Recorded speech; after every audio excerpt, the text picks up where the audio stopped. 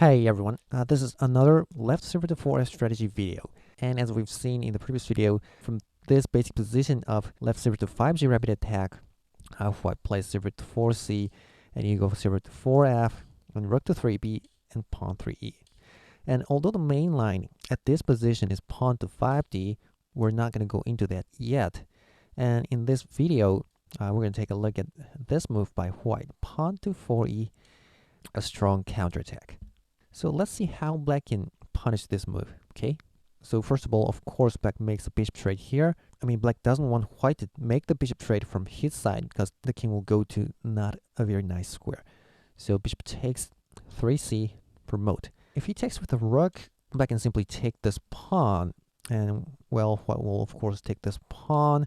And, yeah, he's threatening to drop a pawn in the next move and take the silver. But black can calmly push this pawn, making an escaping route for the silver.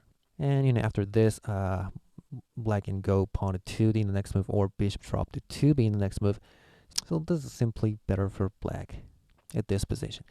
So actually, taking the horse with the rook wasn't very good.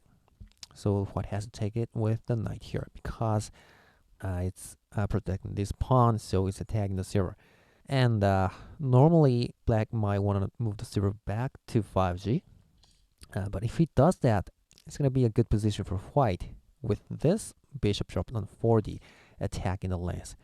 And whatever black does, for example, pawn to 6f, he can take this pawn on 3e and thus protecting this square. So white is fine, and he just got one pawn for free. Maybe so black will try to attack the bishop, try to kick the bishop out of this diagonal, but white can calmly move the rook over to 2b. So 2d square is fine, and black's attack is not successful.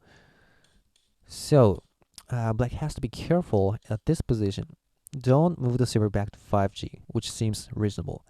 And instead, you should move the silver back to 3g, because now if he drops the silver, the bishop to here, well, let's drop bishop 2 this time. And of course, he's going to take this pawn, but yeah, you can just attack the bishop. And, after the bishop runs, you can just go ahead. Well, maybe you can take it and then go ahead. So anyway, black's doing better here. So after 0 to 3g, there's no bishop drop on the 4d. So the only thing that white can do is, rook to 2b, protecting the 2d square, right? Okay, so the recommended move after this is bishop to 7g, attacking the knight. And the problem for white is that he can't drop a bishop here because he can just take it, and this pawn is off.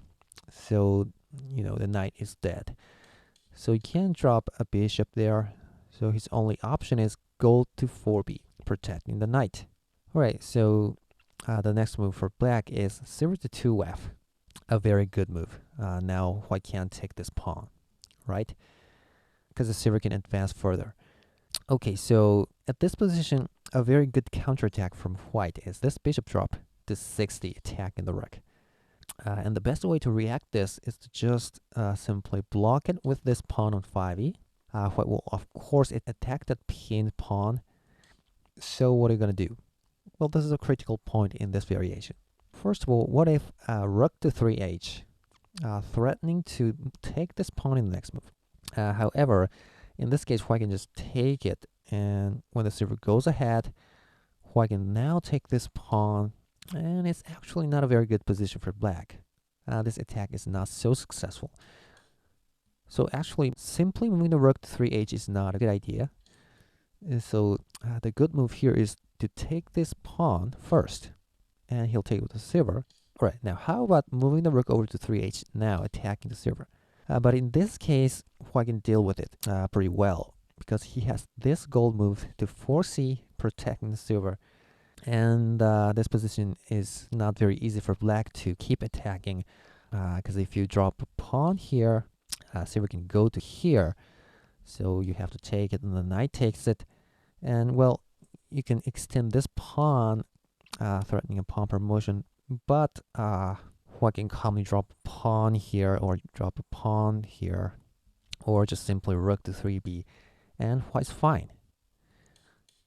And other than this pawn drop to 3e, even if the silver goes ahead to 3e, white can just take it, rook takes it, and a pawn drop.